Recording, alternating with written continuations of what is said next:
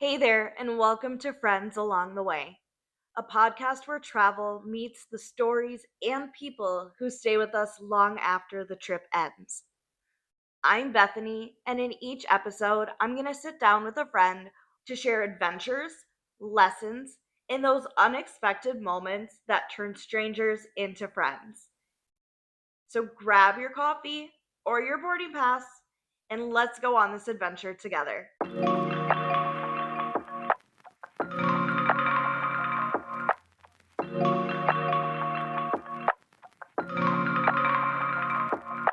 Welcome back to Friends Along the Way. On today's episode, it's going to look a little bit different because it is Thanksgiving this week. So I wanted to make it a little bit shorter for you guys and run with the theme of being thankful. So I wanted to take a moment to reflect on something that travel has given me over this past year, the perspective, beauty, clarity, gratitude, all that kind of good stuff. So today I'm going to share what I'm thankful for from every single country that I've visited because I've learned something new and my eyes have been open to something different from every country. So let's get into the first one. I went to London, my very first stop. So I went to the UK, Britain, England. There are multiple different terms and how it's used. But London was the first city that truly opened my eyes to what travel could really look like. I get it. I have gone to different places in the United States, but I don't think travel truly hit me until I was out of the country and being immersed into a new culture. It was my beginning and the spark that started it all. And when I got there and enjoyed every second of it, I realized that the world was so much bigger than my life in the United States.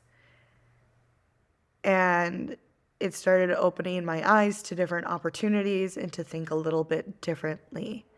So it kind of gave me my first little taste of independence, that curiosity, and that feeling of like, ooh, I was definitely meant for this. So I'm very thankful for London and how my journey really began. From there, I went over to Paris on the underground train, which was really cool. But what I got from Paris is that a city can make you feel like you're in a masterpiece, like you're in a piece of art. And not like there aren't places in the United States that aren't beautiful. I mean, we have parts of the ocean, we have forests, we have all these different places that are beautiful, and that's nature. But this kind of beautiful is the structure there. And when you're walking around, you feel like you're in a painting. And so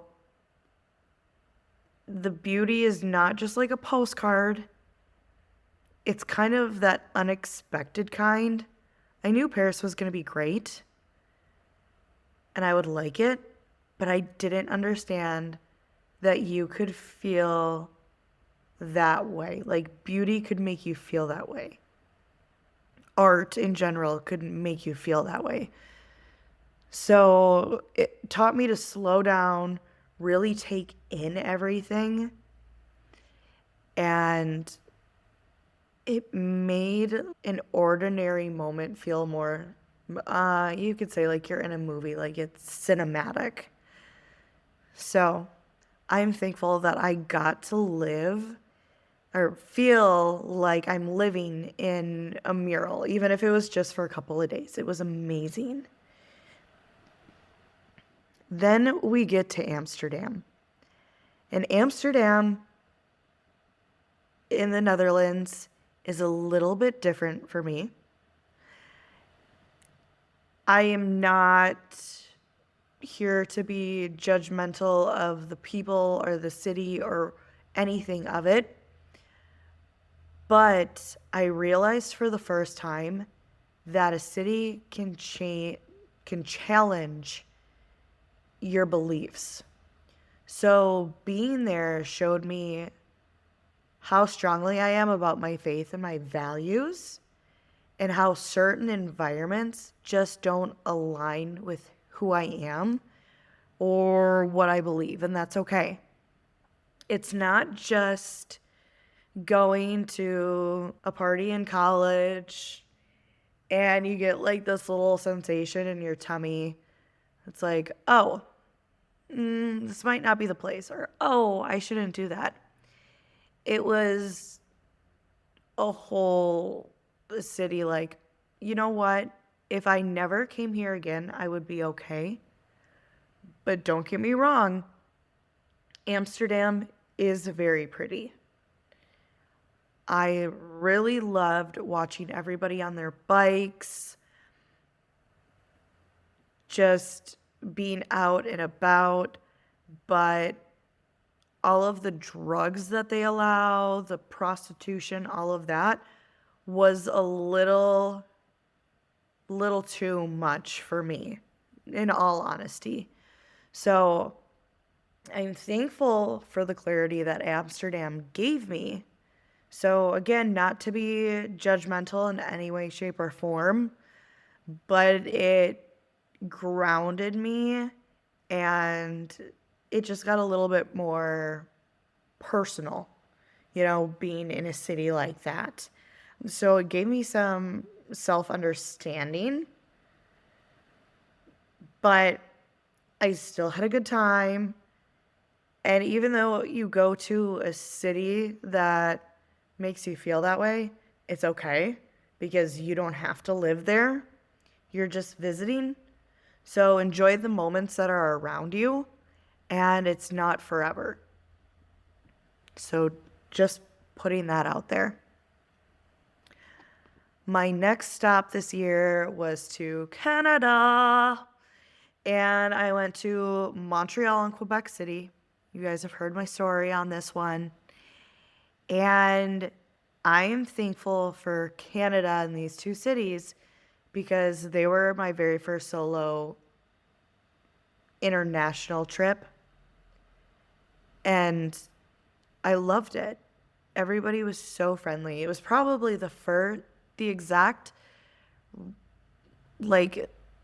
it was probably the best place to go to on a first solo trip out of the country, because it feels like America in ways, but I also got my European fix because they spoke French, and because of like old Montreal area, it was so pretty with the cobblestones. So it was like half kind of America, half kind of Europe, and I loved that. I got the best of both worlds, and it was just easy to navigate. Again, the people were so kind, and it felt like the perfect place to really learn how to be abroad by myself. So it was a very good starter for me.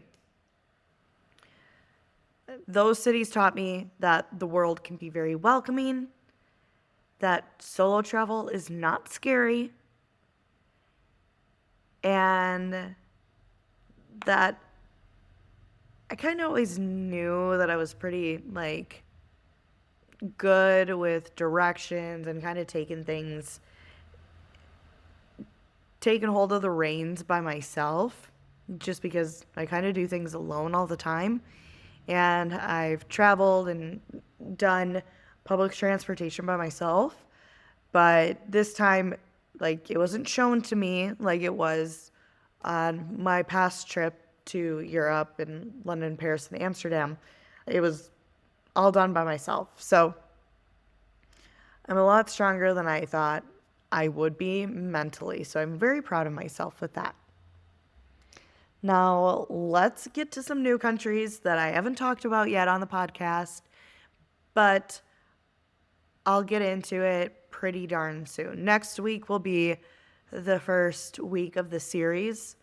I went to 5 different countries, so I have to break them out a little bit and give you more detail. But let's get into Rome and Venice. Rome hit different. The food was amazing, let me tell you that. But I don't want to give too much away. But I do want to say that I'm thankful for how Italy makes you feel like you're kind of walking through time.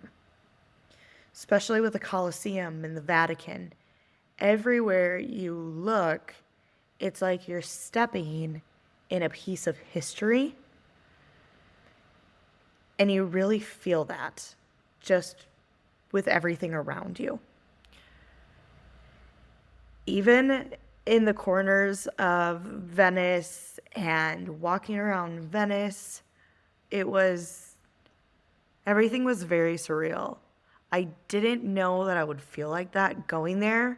Italy was very much on the top of my list because I loved European history, still do, old world history. There's so many different artifacts and things to see because so much happened in that area.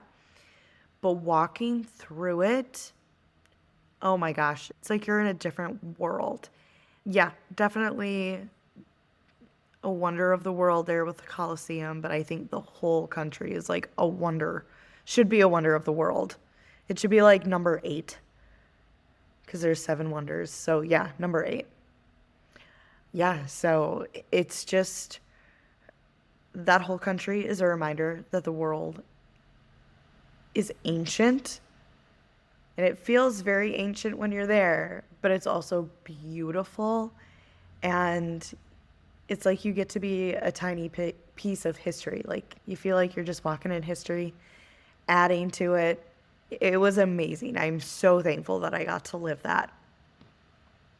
Next, I went to Austria. I went to Salzburg and Innsbruck, and it was like a storybook. Like, you're walking through a storybook that you read as a child with all the prince and princesses. It was so charming. So many colors, the mountains. I mean, Salzburg is like made into the mountain, and I have a little piece of my heart that is definitely softened towards Austria.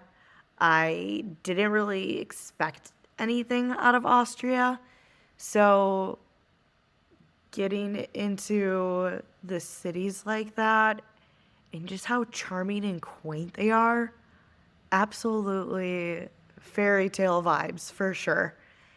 And I think everybody should go there. I also heard that Vienna is a gorgeous place to go to, and it gives you that storybook vibe too, but there's history and there's music and walkability and everything. I shouldn't say like walkability just for Vienna because I swear most of Europe is very walkable. I just love walkability. It's my favorite.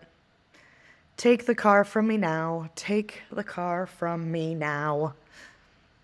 Then we get over to Germany.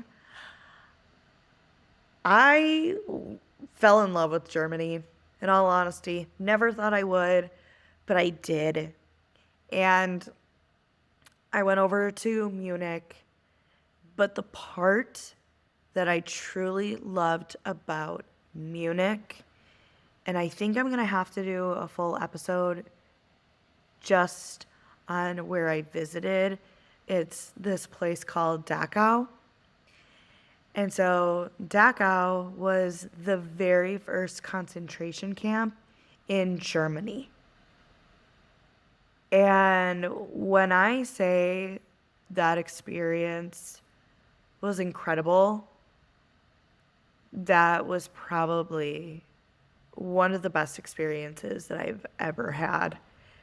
And there are just so many facts and things to know, but it teaches you about history in a way that the textbooks growing up in middle school and high school could never teach you.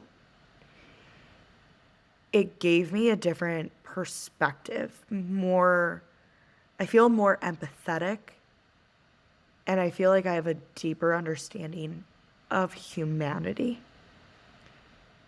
And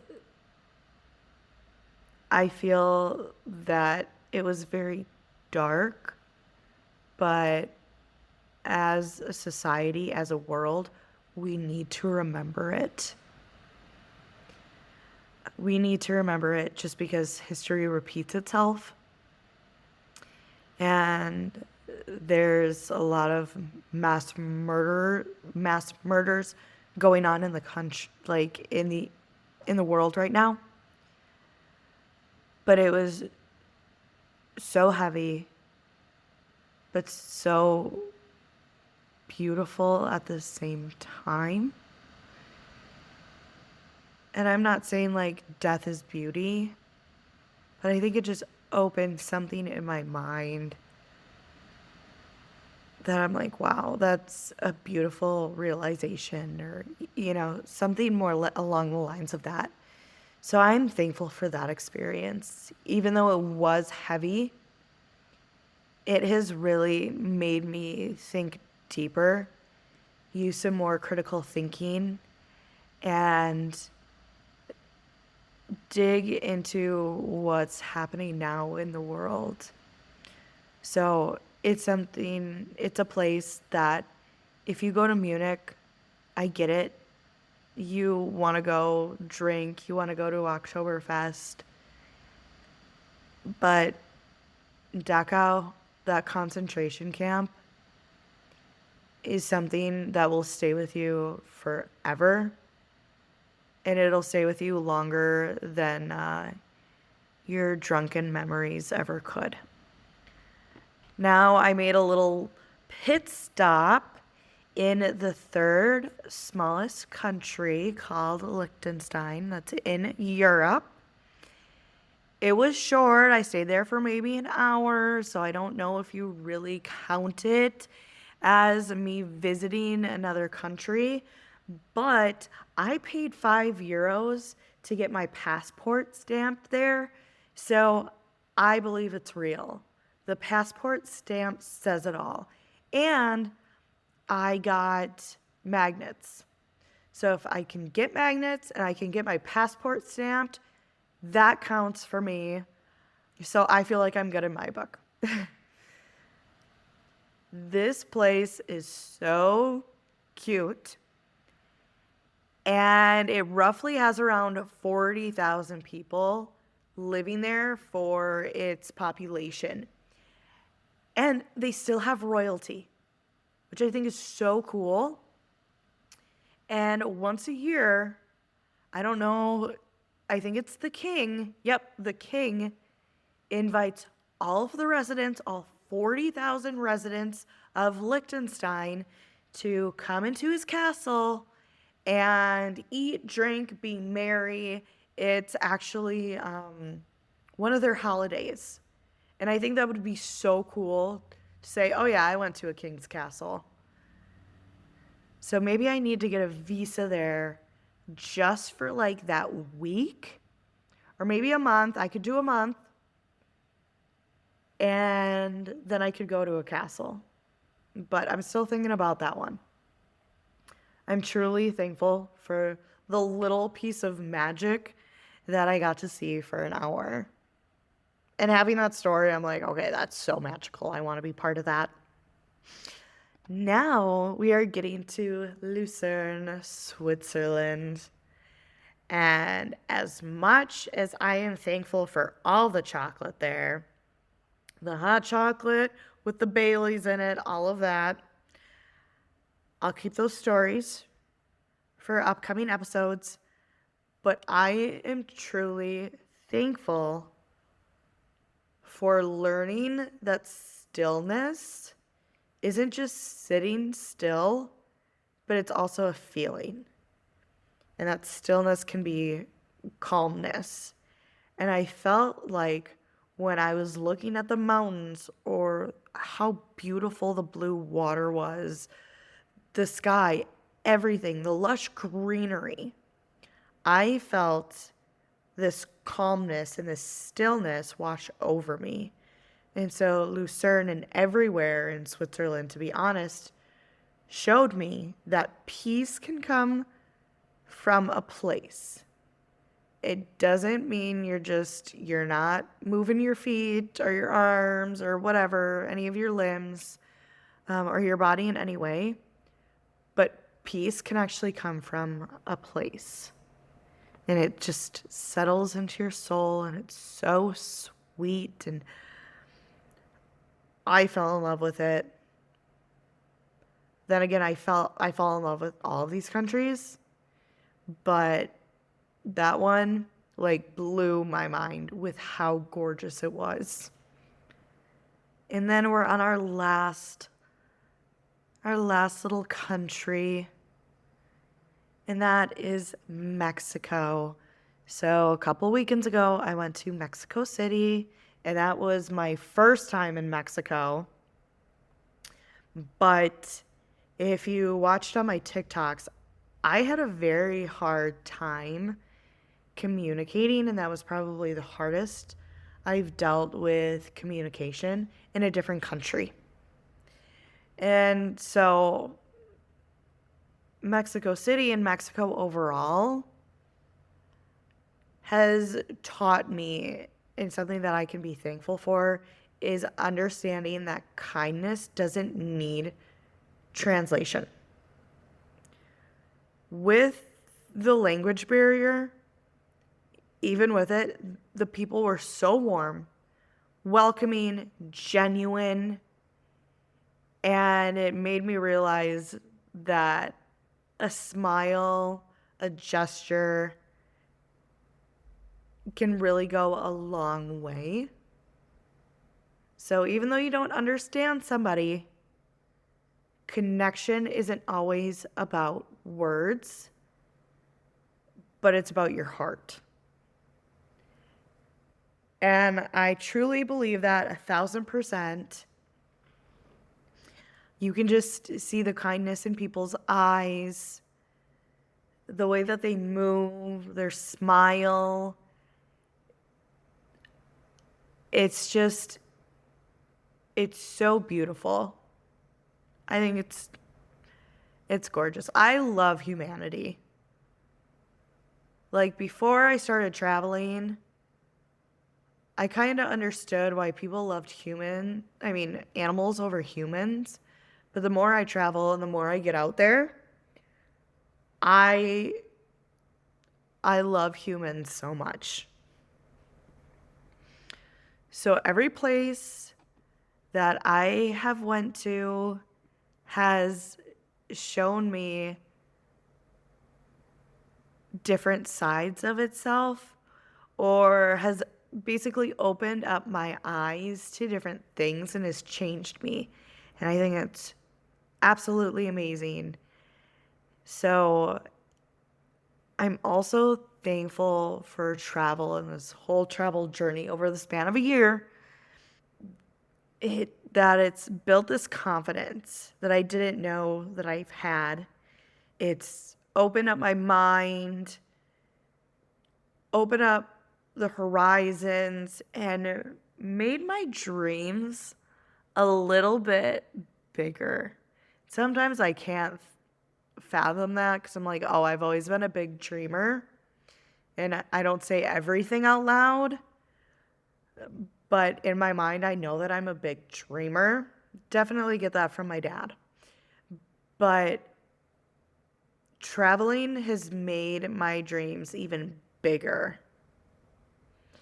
So, from every country, every moment, every lesson, it has pushed me to grow into a braver, more grounded, and more open to what's possible type of person. And so, looking back, I am truly thankful for every place that I've been to, but I'm also thankful for what travel has done within me. It's given me courage, it's given me clarity, and it's given me a new vision for my life that I don't think I would have ever dreamed of if I didn't take the leap and hit the book button on EF Ultimate Break back in early 2024. I hope that this episode inspires you to be a little bit more thankful. And it doesn't always have to be about travels and doing all these extravagant things, but the little things that we take for granted every single day, be thankful for them. Be thankful for the ways that different experiences that have happened in your life have shaped who you are and who you're becoming. And thank you to my listeners for listening, for loving the podcast, for sharing it with your friends, and for being so supportive. And as always, I'll see you somewhere along the way. Bye, and have a happy Thanksgiving. Thanks for joining me on this leg of the journey. If today's story made you smile, think, or dream a little bigger, share it with a friend. And don't forget to subscribe so that you never miss an episode. You can find more travel moments and behind the scenes stories on Instagram at Friends Along the Way Pod. Until next time, safe travels, say yes, book the ticket, and keep making friends along the way.